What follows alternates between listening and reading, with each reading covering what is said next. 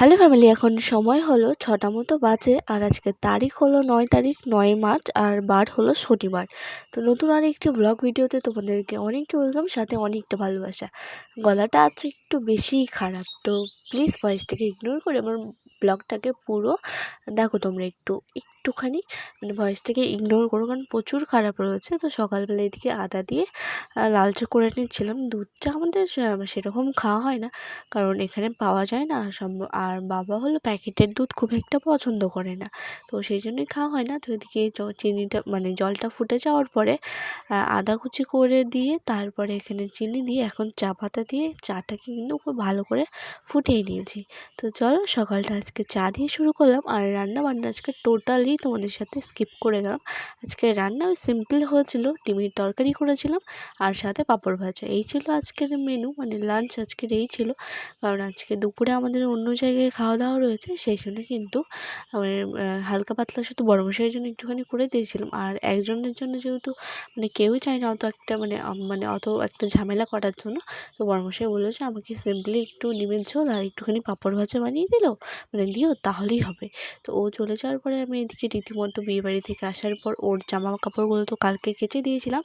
আর কালকের ব্লগে বলেছিলাম যে আমার জামা কাপড়গুলো কাচতে হবে। তো সেখানে গিয়ে আমি জানতে পারি যে বউ সাজানোর দায়িত্ব আমার। তো বাবাকে পরে বলি যে মানে মেকআপের ওখানে মেকআপ প্রোডাক্টসগুলো তো আমি নিয়ে যাইনি, যেহেতু ওগুলো অনেক কিছু সেগুলো কিনেছি। তোমরা জানো, তোমাদেরকে দেখানো হয়নি, তো একদিন সময় করে না হয় দেখিয়ে দেবো। শুধু ভেবেই থাকি কিন্তু সময় হয় না। আর সময় তো প্রচুর থাকে, কিন্তু ওই কাজটা তোমাদের সামনে একটুখানি যে নিয়ে বসবো, সেটারই আর কি সময় বের করতে পারি না। তো যাই হোক, সেগুলো না হয় একদিন সময় করে বের করে দেবো। তো বেনারসি নিয়ে গেছিলাম দুটো, বিয়েতে আর বৌভাতে পরার জন্য। কিন্তু বৌভাতে যেহেতু আমার সাজানো ছিল, তো সেই জন্য কিন্তু আমি সময় করে উঠতে পারিনি। আর ওই অতক্ষণ টানা ওকে আমি দাঁড় হয়ে অতক্ষণ থাকা, তো সেটা একটুখানি বেশি হয়ে গেছিলো বলে আমি কোমরে একটুখানি টান ধরে গেছিলো বলে আমি কিন্তু পরে রেডি সেডি কিছু হয়নি, কোনো কিছু আমার ভালো লাগছিলো না, সেই জন্য কিছু করা হয়নি। তো সেই জন্য যে কটা এমনি নর্মাল ছিল সেই শাড়িগুলোই আর কি পরা হয়েছিল। ইচ্ছে ছিল দুদিন দুটো বেনারসি পরবো, কিন্তু ওই যে আমি যে কাজটা করেছি, এই প্রথম কাজ আমার, তো আমি সেটাতেই অনেকটাই খুশি আর কি। শাড়িটা তো অন্য বিয়েবাড়িতেও পরতে পারবো, কিন্তু আমি যে কাজটা করেছি সেটার জন্য আমি অনেক খুশি। আর তোমাদের সাথে সেটা নিয়ে অন্য একটা ভিডিও বানাবো। তো যাই হোক, এদিকে জামা কাপড়গুলো কাচা ধোয়া করে নিয়েছি। করে নিয়ে এখানে দেখো কিছু বাসনপত্র ছিল, তো সেগুলোকে কিন্তু এখন ভালো করে মেজে ঘষে নিয়েছি। আর এখন ভালো করে সেগুলো জল দিয়ে ধুয়ে নিচ্ছি। আর সত্যি কল দিয়ে জল এত কম বেরোচ্ছে যেন কাজ করতে ইচ্ছেই করছে না। প্রচুর তো কাজ রয়েছে, কিন্তু এই যে জল পাম্প করা সব কোনো কাজেই, ধরো বাসন মাজা, কাপড় কাচা, যেই কাজ করো না কেন, সেই কাজগুলো করতে গেলে সবচেয়ে আগে তো জলের প্রয়োজন। তো জলটা পাম্প করতে ইচ্ছে করছে না, সেই জন্য কী আর করবো, কাজ তো প্রচুর থাকলেও কিন্তু করা যাচ্ছে না। সেই জন্য দুদিন জামা কাপড়গুলো কাচলাম। জলটা সেরকম যদি বেরোতো তাহলে একদিনে জামা কাপড়গুলো কাচা দেওয়া কিন্তু একদম আমার পুরো কমপ্লিট হয়ে যেত। আর কাজের চাপটাও কিন্তু একবারে কম হয়ে যেত। একবার বাসন মাজতে গেলে সব বাসন যেমন বের করে নিয়ে মেজে নেওয়া ভালো, সেই রকম জামা কাপড় কাচার সময় কিন্তু সেই রকম যে কটা কাপড় থাকে সে কটাকে বের করে নিলেই কিন্তু কেচে নিলেই তো মিটে যায় ঝামেলা। ধুতে আর কতই বা সময় লাগে, আর মেলে দিলে তো একাই শুকিয়ে যায়, সেটাই না। তো তারপরে বিকেলবেলা ঝাড় দিয়ে তোমাদের সাথে একবারে দেখা হচ্ছে সন্ধ্যাবেলাতে তো জামা কাপড় বিকেলের দিকে তো সব জামা কাপড় শুকিয়ে গেছে। দেওয়ার ওই 2-2.5 ঘন্টার মধ্যে সম্পূর্ণ কিছু শুকিয়ে যায়, যেহেতু প্রচণ্ড রোদ রয়েছে আর প্রচণ্ড রয়েছে হলো হাওয়া আর কি, হাওয়া বাতাস সব কিছুই রয়েছে। তো এদিকে দেখো সন্ধ্যাবেলা বিছানাটাকে টান করে গুছিয়ে নিয়েছি। আর ভোগ খেতে গেছিলাম, সেখান থেকে এসে ঝাড় দিয়ে আর কি একটুখানি শুয়েছিলাম।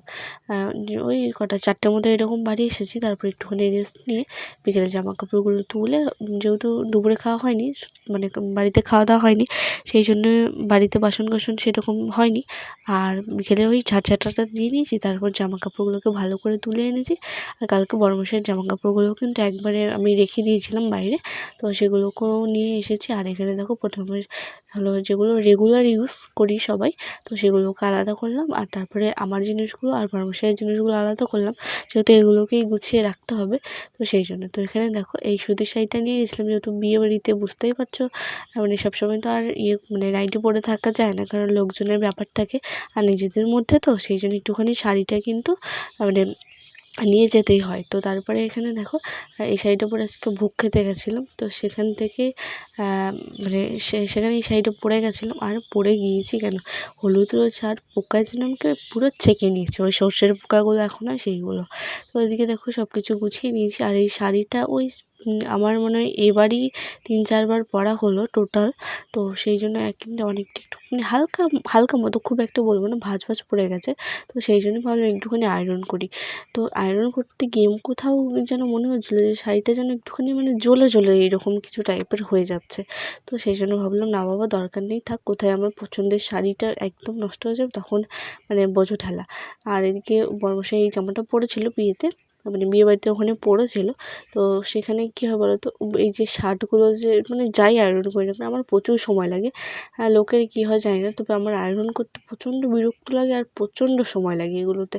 আর এই দাঁড়িয়ে দাঁড়িয়ে কাজ করা আমার পক্ষে একদম সম্ভব হয় না। লোকের বাড়িতে মানে যদি যাই সবার আগে হয় বসার জায়গা খুঁজবো, তারপর কথাবার্তা। অনেককে দেখি দাঁড়িয়ে দাঁড়িয়ে গল্প করে চলে যায়, আমার সেটা হয় না। মানে আমার যেন না বসলে মানে ঠিকঠাক হয় না আর কি। তো সেই জন্যে মানে এই কাজগুলো করতে আমার প্রচণ্ড বিরক্ত লাগে।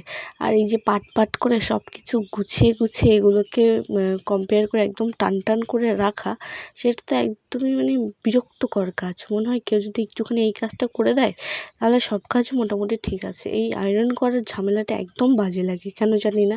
মানে আমার শাড়ি তো সেরকম আয়রন করাই হয় না। আর আজকে একটুখানি চাইলাম যে শাড়িটা একটুখানি আয়রন করি, তো কোথাও গিয়ে মনে হচ্ছিলো যে শাড়িটা যেন একটুখানি জোরে জোরে যাচ্ছিলো, সেই জন্য কিন্তু সেটাকে একদম বাদ দিয়ে দিলাম। আর একবার মনে হয় মানে একবার ওই 3 ঘন্টা ধরে মনে হয় আমি আমার বড়মশাইয়ের 6টা কি 7টা জামা আয়রন করেছিলাম, ভাবতে পারছো? আর তখন না একটা মানে ব্যাপার চলে এসেছিলো যে হ্যাঁ করি, সবকটা জামাকে ভালো করে আয়রন করে রাখি। আর আয়রন করলে কী বলো তো, এই যে সুতির জামাগুলো যে হয়, একবার আয়রন করলে যে আরেকবার গায়ে দেওয়া যাবে তা তো না। একবার আয়রন করলে আর একবার পরলে আরেকবারে মানে একবার পরে তো কাচতে হয়, তো কাচলেই কিন্তু একদম মানে নষ্ট হয়ে যায়। আর যেগুলো সিল্ক টাইপের মানে সিল্ক টাইপের হয়, তো সেগুলো আয়রন করে রাখলে হালকা কেচে ধুয়ে দিলেও মানে খুব একটা মানে নষ্ট হয়ে যায় না। তো এই সুতিরগুলো তো একবারে মানে একবার পরলেই শেষ এগুলো। তো যাই হোক, এই ছিল আজকের ব্লগ। কেমন লাগলো আশা করছি আমি ভিডিওটা অনেকটাই ভালো লাগবে।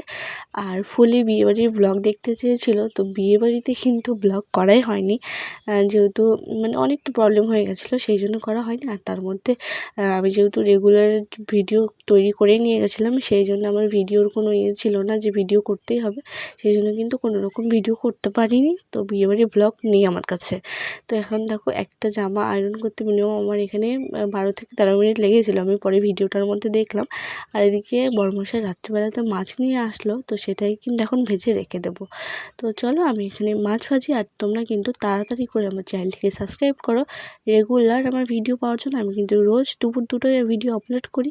আর আজকের ভিডিওটা কেমন লাগলো অবশ্যই কিন্তু কমেন্ট করতে একদমই ভুলবে না। তো চলো আজকের মধ্যে তোমাদের কাছ থেকে এখানেই বিদায় নিচ্ছি। দেখা হচ্ছে নতুন দিন নতুন আরেকটি ব্লগ নিয়ে। তোমরা কিন্তু ওয়েট করো। ভালো থেকো, সুস্থ থেকো সবাই। দেখা হচ্ছে পরের দিন। টাটা।